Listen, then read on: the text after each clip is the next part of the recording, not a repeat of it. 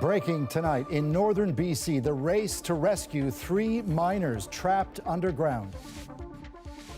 The company is working with our world-leading mining rescue teams.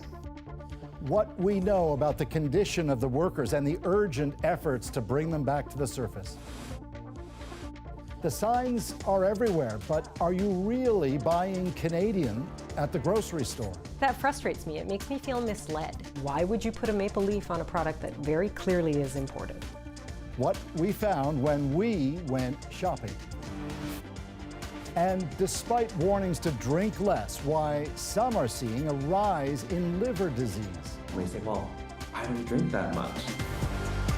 From CBC News, this is The National with Paul Hunter. Thanks for joining us. Adrian is away. We begin with that urgent rescue operation underway in northern BC. Cut off from contact with the surface, 3 miners are trapped but believed to be alive deep underground.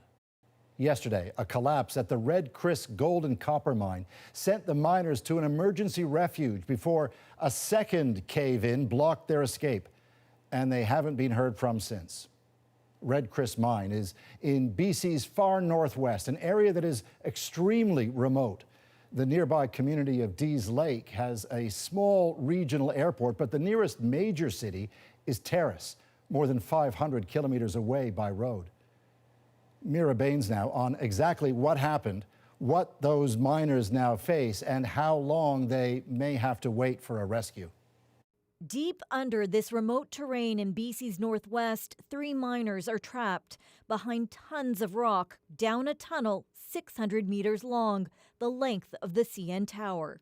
They are, to the best of our knowledge, uninjured and in a refuge area. There was early communication with the company. The company is working with our world-leading mining rescue teams. A spokesperson for the Colorado-based mining company Newmont says there were fall-of-ground incidents where a mining tunnel collapses. After the first, workers managed to get to a refuge station. Then a second collapse cut off communications, with no word from the workers since. In a statement, Newmont says it is actively assessing all methods and technologies available to restore communication and safely bring our team members to surface. Like a slough of the wall or the side wall, so they're blocked in by rocks. The union, representing more than 400 workers at the mine, says the 3 workers are contractors. He says they were in the mine for specialized drilling work. And so they're boring the hole to get into block cave operations within the next 3 years. The Red Chris mine is an open-pit copper and gold mining operation in the process of transitioning to using a block cave technique, which, according to the company's promotional materials, involves digging under and methodically blasting the ore deposit from below. To help with the rescue, heavy equipment is being moved from nearby Bruce Jack mine. It's going to take some time for them to figure out what's causing that fall of ground and what's the strategy to probably stabilize that rock around the tunnel and then excavate out the fallen debris and then get back down to the trapped people. He points out rescues like these can take several days. Still, Paul, he says incidents like this one are rare. And as far as we know, Mira, these miners have access to plenty of supplies, right? The company says each bay has enough food, water, and air to sustain 16 people for about 3 days.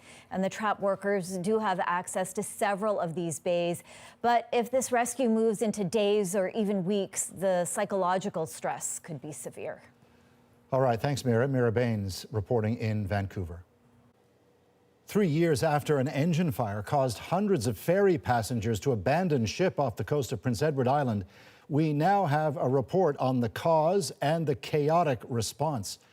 Kayla Hounsell now with why it's also prompting a nationwide investigation. A fire in the engine room, a dramatic rescue, all 258 passengers and crew safe. Now, 3 years later, the Transportation Safety Board says that was sheer luck. Do not mistake luck for emergency preparedness. The seas were calm when the MV Holiday Island caught fire during the day very close to shore with fishing vessels nearby to help. The Ferry, a total loss, used to travel back and forth between Nova Scotia and PEI. Our investigation found several safety deficiencies related to emergency procedures, communication, and safety oversight. According to the TSB report, it all started with a small fuel leak. The crew had patched it up multiple times with material not rated for fuel use because parts were on back order. They also didn't use the fire suppression system properly, and there was confusion about who was responsible for what. The TSB says similar issues keep coming up again and again nationwide, so it's launching a national investigation into fires at sea. The Holiday Island and others before it are canaries in the coal mine. They serve as warnings of deeper systemic issues within our marine safety framework. They reveal cracks that, if left unaddressed, could widen into far more serious consequences. In the last 10 years, the TSB received reports of nearly 400 fires on commercial vessels. Not knowing they were putting like a temporary patch on the fuel lines because they were waiting to get something, that's a little disturbing. Northumberland Ferries says its crews were trying to keep the ferries in service because people rely on them. It's already made a number of changes. I've tried to take that pressure off them on the ship and more onto shore-based management right now, that they don't need to worry about the people in the parking lot or if we don't go. There is no timeline for the new safety investigation, but the TSB says the work has already begun. Kayla Hounsell, CBC News, Halifax. A CBC News investigation is raising questions tonight about all those grocery store signs and labels that say you're buying Canadian. Sophia Harris went shopping and found what grocers claim is Canadian is sometimes anything but. Stacey Deneen is all in on the Buy Canadian movement, especially for food. But she loses her appetite when it's mislabeled, like this broccoli, advertised at her local Sobeys store as a product of Canada. I was pretty excited, except that when I picked it up and read the tag shows product of USA. That frustrates me. It makes me feel misled. According to the Canadian Food Inspection Agency, in the past 8.5 months, the agency has identified 29 complaint-driven cases related to country of origin claims for food where companies violated the rules. The CFIA says most of the cases involve bulk produce sold in stores. CBC News went shopping and found several cases of mislabeled bulk and packaged produce, like these blueberries at a Sobeys store, advertised as product of Canada, but the packaging stated product of USA. That's mislabeled, that's false advertising, right? That's not consistent. At a Loblaw-owned No Frills, these strawberries were branded with the maple leaf, plus a prepared in Canada declaration, but the packaging said product of USA. After CBC News reached out to Loblaw about this, the signage was gone. Why would you put a maple leaf on a product that very clearly is imported? It just erodes the trust. Beyond the produce aisle, both Deneen and CBC discovered this at Sobeys stores. Raw imported almonds, promoted as made in Canada and marked with a maple leaf, but We don't grow almonds in this country. Those should not meet the made in Canada threshold. Sobeys didn't answer questions about the raw almonds, but the grocer and Loblaw told CBC News they strive for accurate country of origin labeling, but that mistakes can happen when dealing with mass inventory and constantly changing suppliers. It might be unreasonable to expect them to get it right every time. If the retailers But this food labeling expert says big grocers are spending big money on patriotic ads. Canadian isn't just in our name. And have had enough time to iron out the wrinkles. just having a marketing campaign without having the correct information behind the scenes really, I think, does a disservice to all consumers. As for Deneen, she'll keep checking the fine print to make sure she knows where her food is coming from. Sophia Harris, CBC News, Toronto. Questions are intensifying tonight about Donald Trump's connection to Jeffrey Epstein. The Wall Street Journal is now reporting Trump was warned by Justice Department officials in May that his name appeared in the Epstein files. Katie Simpson is on the story for us again tonight. U.S. President Donald Trump unable to escape the slow drip of new information about Jeffrey Epstein. Now, the Wall Street Journal reporting the Justice Department discovered that Donald Trump's name appeared multiple times in the Epstein files, and that officials informed the president at a meeting in the White House, saying many other high-profile figures were also named. The context of Trump's name appearing remains unclear, and it does not mean Trump did anything wrong. Earlier this month, Trump confirmed his attorney general spoke with him about the case. She's given us just a very quick briefing, and in terms of the credibility of the different things that they've seen. Trump and Epstein had long been friends, but there was a falling out in the years before Epstein was convicted of sex offenses. He died by suicide in jail in 2019. Are people still talking about this guy, this creep? That is unbelievable. The Trump administration had promised to release more Epstein investigation files, including an alleged client list. It's sitting on my desk right now to review. That's been a directive by President Trump. But nothing of the sort was released. Former Trump advisor turned critic Elon Musk claimed in a now deleted tweet Donald Trump's appearance in the Epstein files is the real reason they've not been made public. The White House calling it all a continuation of fake news stories, with Trump encouraging Republicans to deflect by hurling false and misleading attacks on Democrats. Remember this, Obama cheated on the election. And you should mention that every time they give you a question that's not appropriate. Tulsi, thank you for being here. The distraction strategy in full effect. The White House press briefing was used to spread a mix of misinformation and unproven claims. Contrived false narrative that ultimately led to a years-long coup to try to undermine President Trump's presidency. Still, this issue is not going away. A congressional committee voted to subpoena the Justice Department for the Epstein files, and they voted in favor of interviewing Epstein's co-conspirator Ghislaine Maxwell, asking her to sit for a deposition next month. And Katie, these are measures even some Republicans are supporting. Yeah, there is bipartisan support in Congress, even though Trump wants this to go away. Anger remains within part of his MAGA base. Some Republicans are very aware of it, and they don't want to be on the wrong side of those voters. Thank you, Katie. The CBC's Katie Simpson in Washington. After days of talking mostly about trade with the U.S., Canada's premiers have widened their focus, stating what they expect to see from the Prime Minister when it comes to domestic policy. Kate McKenna now with some of their top priorities and why the road ahead could be challenging. I just want to start by thanking my fellow premiers. Ontario's Doug Ford says the premiers leave a 3-day summit in Muskoka standing strong. As Team Canada, and it's never been more important and never been more united. But that unity with Ottawa is sure to face tests as premiers moved from talking trade and tariffs to domestic issues. We can walk and chew gum at the same time. Among the fault lines for potential clashes with Ottawa, premiers' wish lists on key items like healthcare and bail reform. For any in particular repeat violent offenders, the consequences of their action could have far greater time sentence, time served. Premiers lined up to say they want tougher bail rules for violent and repeat offenders, and they'll hold the Prime Minister to his promise to introduce new legislation. I certainly do hope to see a response in the form of criminal justice reform in the fall, particularly. And while Ottawa looks to slash spending, provinces say they need more money for health care. To me, having a universal health care system that is open to everybody is one of our fundamental Canadian values.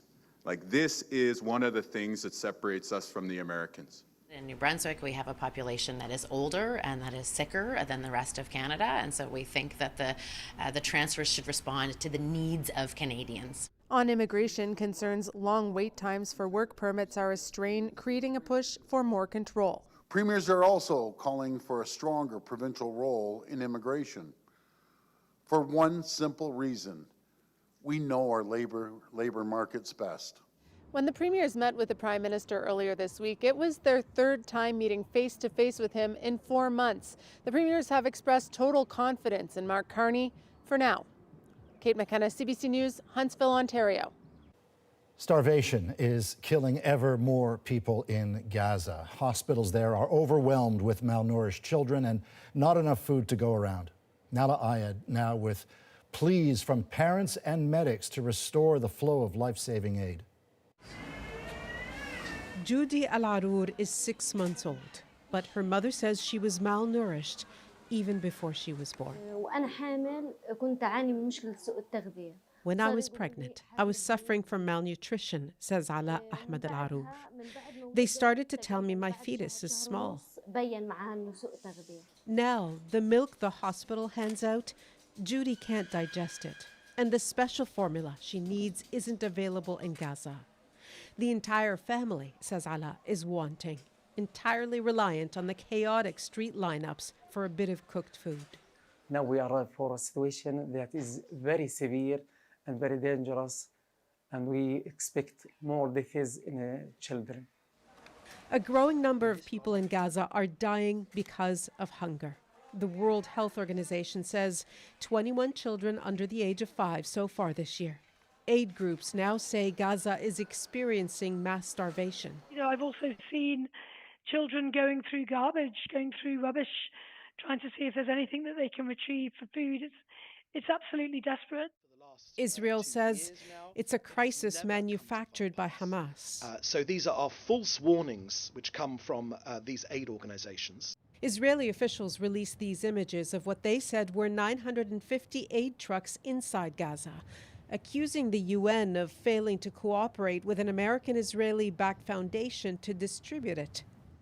The debate over the main culprit in Gaza's misery landed at the Security Council. Israel has ravaged Gaza, but nearly 2 million human beings remain, including 1 million children. They must be saved. Enough with the hypocrisy. Enough with the bias. Enough with the endless defamation campaign against the State of Israel. Israel is doing the job the UN was created to do. Far from that chamber, in a tiny ward, they're checking the weight of a boy born at the start of the war in a tent. He's thin and is malnourished, and he can't stand up, says Faris Zanoun, Firas's father. He doesn't eat. There is no food. And for all of them, there is also no relief in sight. Nala Ayed, CBC News, London. Ukrainian President Volodymyr Zelensky is facing major anti-government demonstrations for the first time since the start of Russia's full-scale invasion.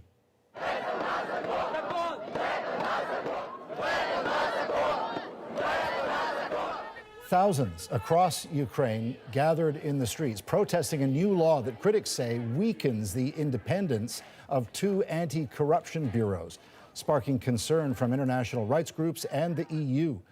The bureaus were established after the 2014 Maidan Revolution and have prosecuted several government officials for graft, including Zelensky allies. Responding to protesters, Zelensky said he'd unveil a new anti-corruption plan soon. Pierre Poilievre is now facing nearly 200 other candidates in an upcoming by-election. This is a scam. It is unfair, it is unjust, and it must stop. The long ballot protest that Poilievre says is an abuse of democracy. Next. Plus, even with warnings about the dangers of alcohol, liver disease is on the rise among some drinkers. A lot of people don't even understand what is a drink. What new research is saying. And later, her secret work intercepting code helped change the course of the Second World War. We were sworn secrecy for at least 40 years. The remarkable life and legacy of Elsa Lessard. We're back in 2.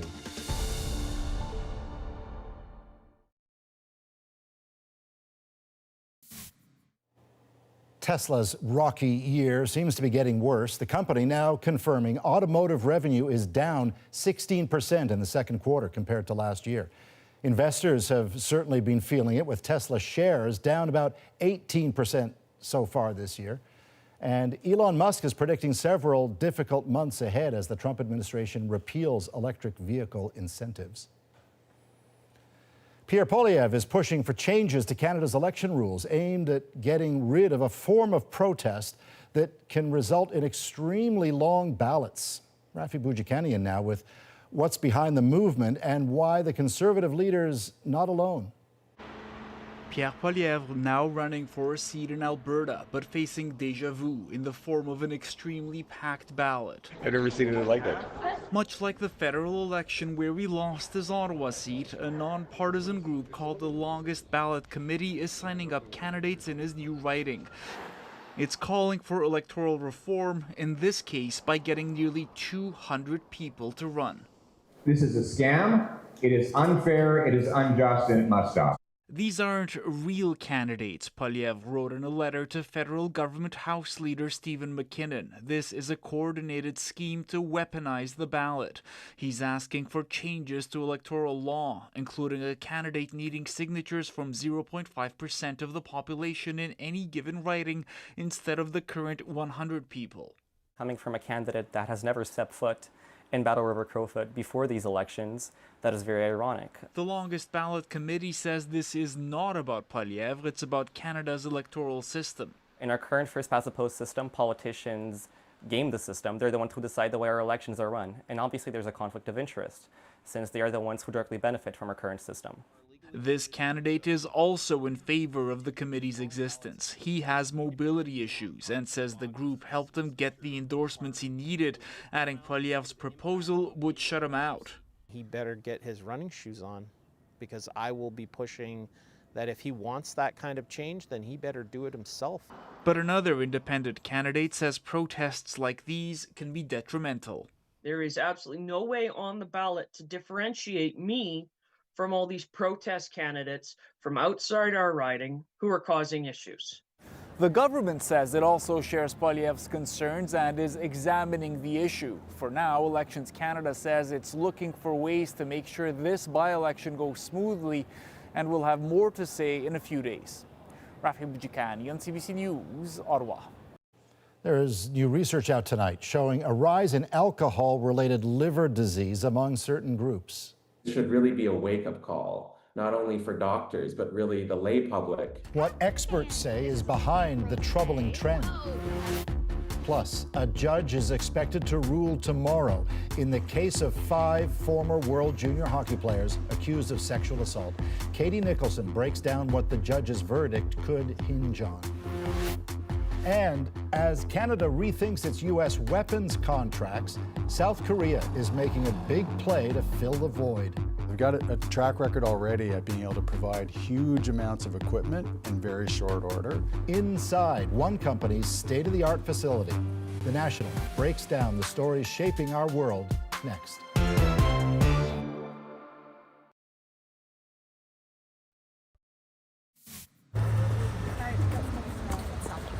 A California doctor charged in the overdose death of Matthew Perry has pleaded guilty to 4 counts of illegal ketamine distribution. Dr. Salvador Plasencia admitted to injecting the actor with the drug for no medical reason in exchange for thousands of dollars in the weeks before his death. He now faces up to 40 years in prison. New research is suggesting alcohol-related liver disease is on the rise among some drinkers. Christine Birak shows us who is most at risk and the renewed health warnings around drinking.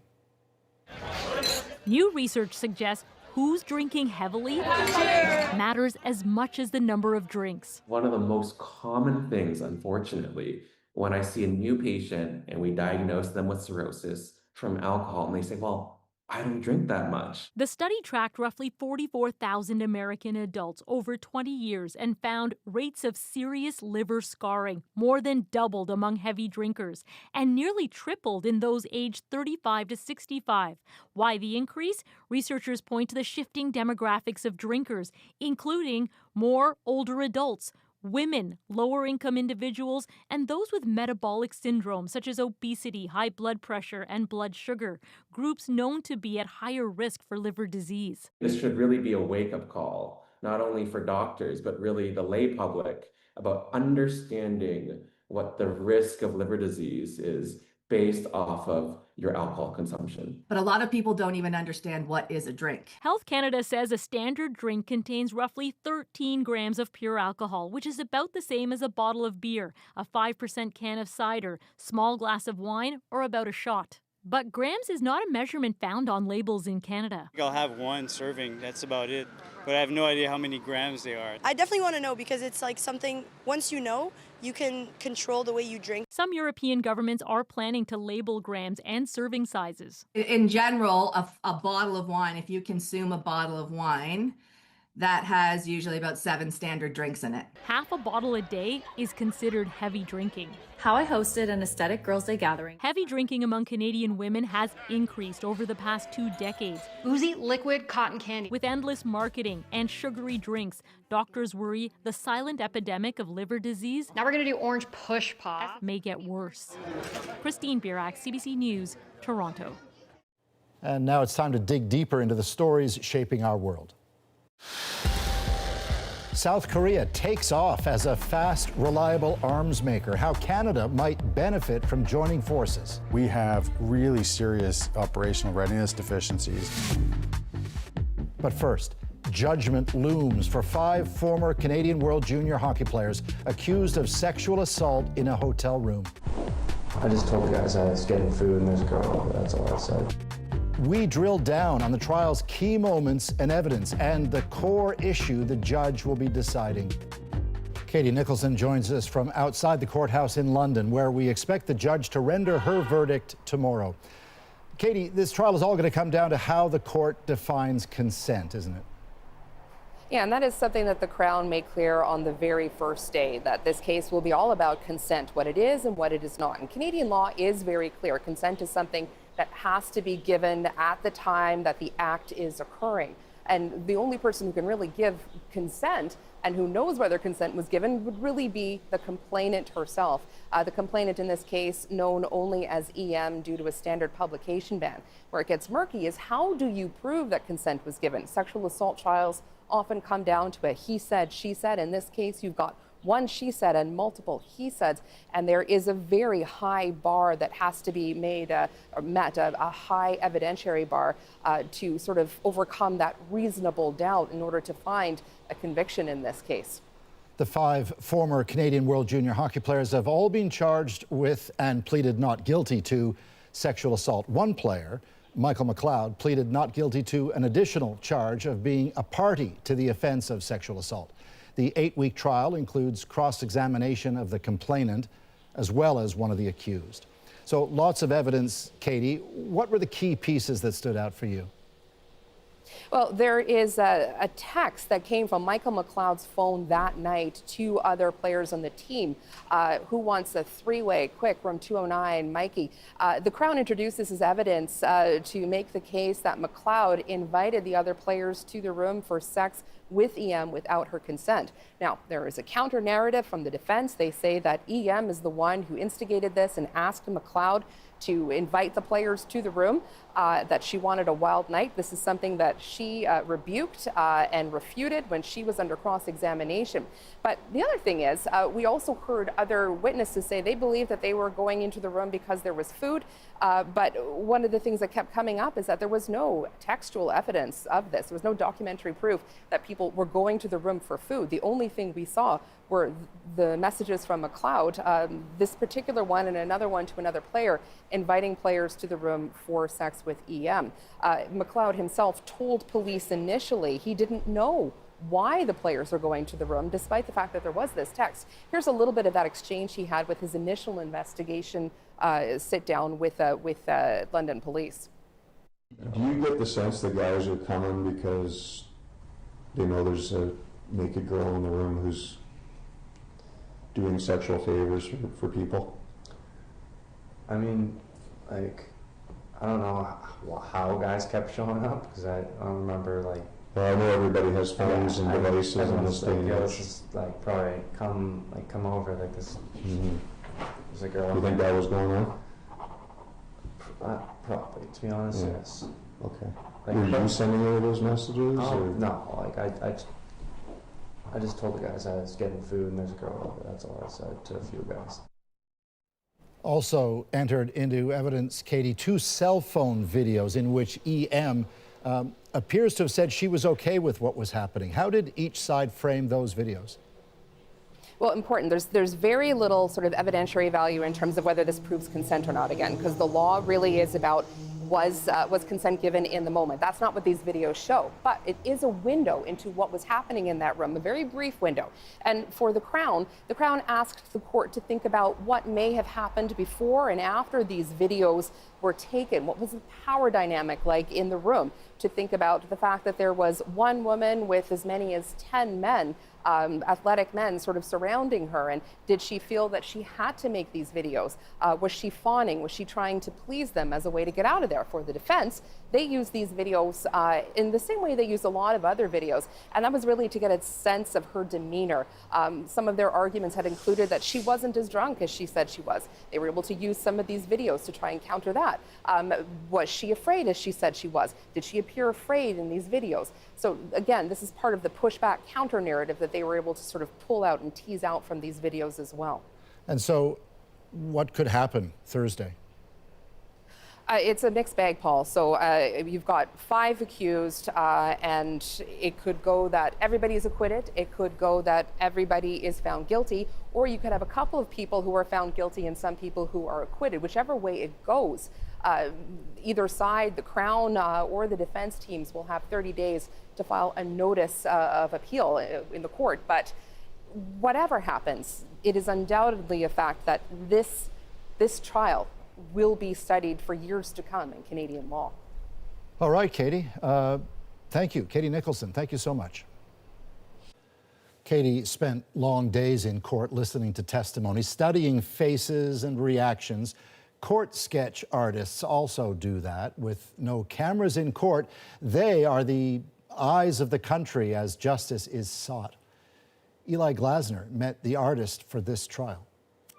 I used to answer this question by saying, oh, it doesn't affect me, but maybe the older I get or the more experience I have in life, I wonder how much it does. Alexandra Newbold's job is to watch. Case after case, courtroom after courtroom, assault trials, murder trials, life-changing admissions and decisions captured by this sketch artist. Carter Hart walks into court and into the witness box. Newbold was in court every day for the 8 weeks of the Hockey Canada sex assault trial, documenting the twists and turns from the very beginning. There were many heated exchanges, and each lawyer has a different style, and they can all be rather intense. So there was definitely a lot of expressions on faces that I was really concentrating on. Newbold focuses on faces, but objects can also play a role, such as when the complainant EM's shoes were featured. This is EM on the screen here. And the moment she held up that shoe, like you knew, okay, yes, this is a moment, I need to capture this. Definitely. It's very dramatic. Holding up a shoe, it says a lot. When it comes to the woman at the center of the trial, Newbold has to be careful capturing the scene while preserving her anonymity. As you can see, there's not a lot of information in her, but I did want to at least show how her head was downcast in that moment. With media outlets such as CBC News waiting to share her drawings with millions, the daily deadline means quick choices. I've had many, many panicked moments, 3:58, going like, oh my gosh, and just that's it, you have to send it. Trained in illustration, she got into the profession over a decade ago with the sketch of then Toronto Mayor Rob Ford when he was in court to try and get his job back. My brother called me and said, hey, you should go down there and just start sketching and see what you can do. And I was like, okay. So I went down and I just went into the courtroom with my sketchbook, and there he was. He walked in and he was sitting right over there, and I did a really quick sketch of him and did a nice little portrait. The portrait made it into the Toronto Star. These days she's now upgraded to an iPad, but the basics haven't changed. I'm looking for all little details, expressions on people's faces, what's around in the room, body language, gestures. Those are the things I'm looking for. The most information that I can put into my drawing, the more of the story it will tell. Over the years, she's developed a sense for moments that tell a story. such as the testimony of Norbert Budai, convicted of first-degree murder for setting his wife on fire. The tone that he got when he was explaining what happened and his, I don't know, it was an accident. He makes this kind of like, and that kind of attitude in such a serious moment kind of really showed what was going on in his inner world. Have you been intimidated? I mean, you've been in some trials with some people who were convicted of some incredibly serious crimes, and it was your job to stare them right in the face and commit those portraits to memory.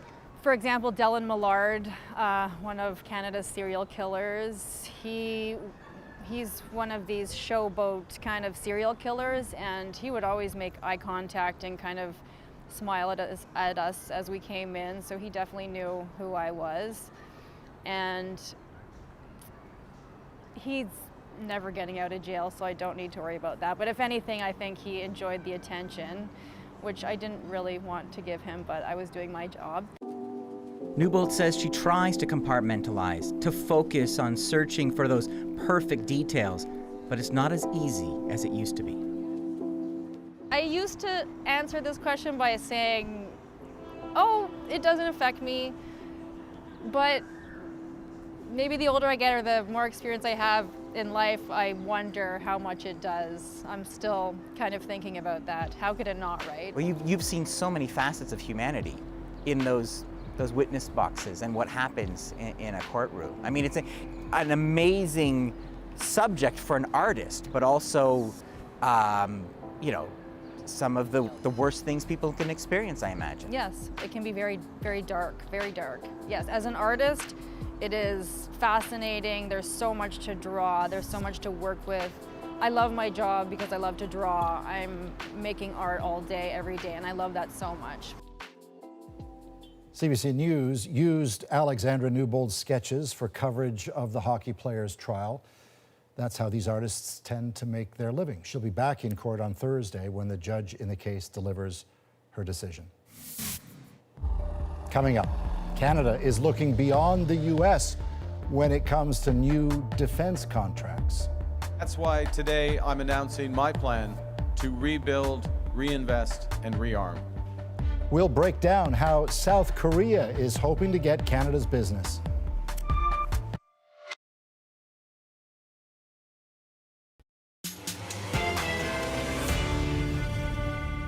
South Korea's pitch to pump up Canada's arms and its arms industry too.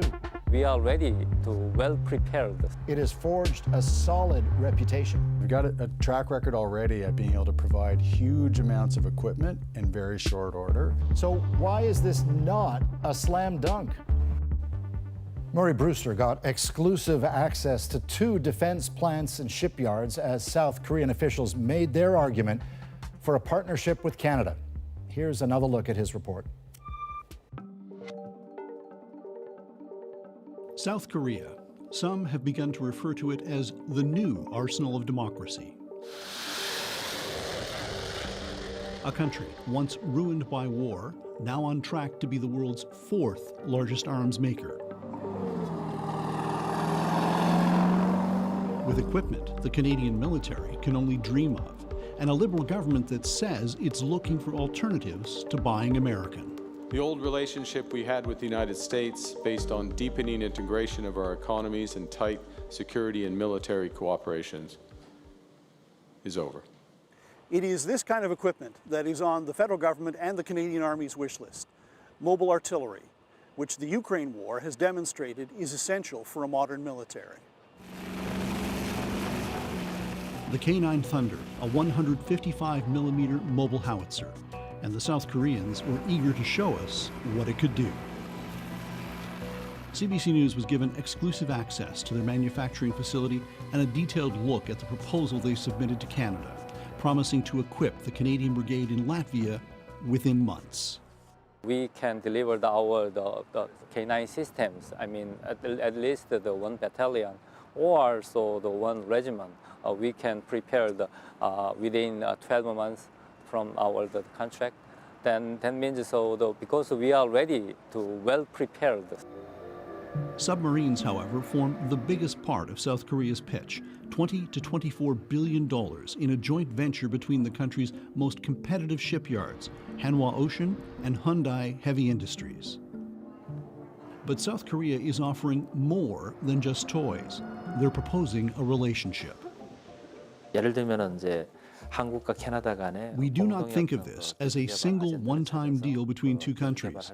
It's not a transaction for us, says South Korea's Deputy Defense Minister. We see this as strengthening Canada's defense industry and the strategic partnership between our countries.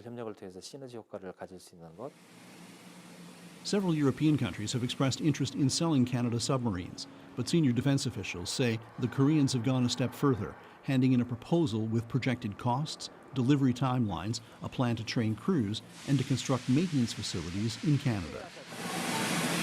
The Canadian Navy says it wants its first new sub by 2035. The Koreans claim they can deliver 4 by that time, using robotics and advanced manufacturing techniques.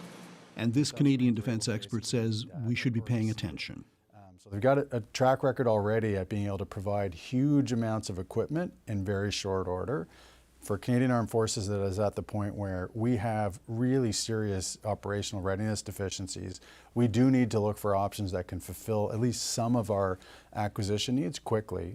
During the federal election, there were promises of serious action and pledges to rely less on the U.S. and more on other allies. And that's why today I'm announcing my plan to rebuild, reinvest, and rearm.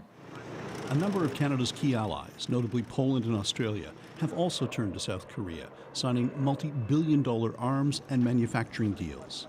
In Poland, brand new tanks arriving on the dock and brand new warplanes landing within months of the deals being struck. Before the deal with Poland, Korea's reputation as a defense exporter was not that large, says South Korea's military acquisitions minister. But we've demonstrated to the world Korea is able to provide quality products in a timely manner, and we transfer technology and help build the economies of our allies.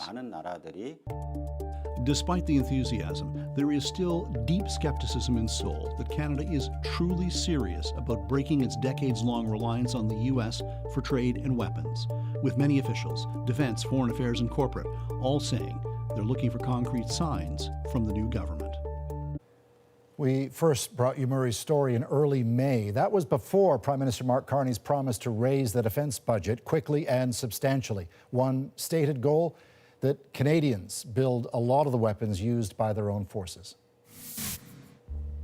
Coming up, we remember the life of a Canadian hero.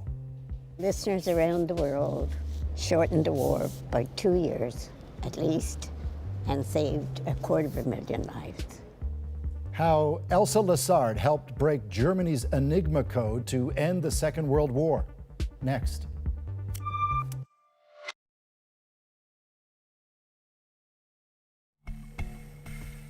Tonight, we pay tribute to the memory of a wartime hero who nearly went unsung. Elsa Lessard has died at the age of 103, and what a life she lived. During the Second World War, she was a listener. Women who scoured the airwaves for enemy messages and helped break the Nazi code. Elsa's legacy makes our moment. Listeners around the world shortened the war by 2 years at least and saved 250,000 lives. It's all beyond impressive. At a top secret maritime base, young Elsa used her Morse code training and her headphones to wade through the noisy signals of East Coast shipping. It's called traffic. It's like this. Waiting for telltale sounds of something sinister. She took furious notes, which were hustled to a teletype operator and transmitted to England. The work of the listeners was used to pull apart Germany's Enigma code and steal Nazi secrets. But as she told Adrian, they were sworn to keep it all secret. At what point did somebody tell you your work is secret? All we know is that we were sworn to secrecy for at least 40 years. 40 years. This is Elsa Lessard. She and the other listeners did receive overdue honor. But there's more to Elsa's story, a life of incredible spirit. Let me look at you. And a human touch that won't be forgotten. Whoa! Here she is, 3 years ago, dancing on her 100th birthday. This week, Elsa Lessard died peacefully. Those sharp ears tickled by wartime big band as she squeezed the hand of a loved one. Oh, man. She looked so frail, but she had such heart. Elsa also told Adrian that after the war, she dedicated most of the rest of her life to honoring those who died in the war. This stuff, I don't know, it chokes you up, doesn't it? How can it not? From all of us at The National, thank you for being with us. You can watch anywhere, anytime on the free CBC News app and subscribe to The National's YouTube channel. I'm Paul Hunter. Take care.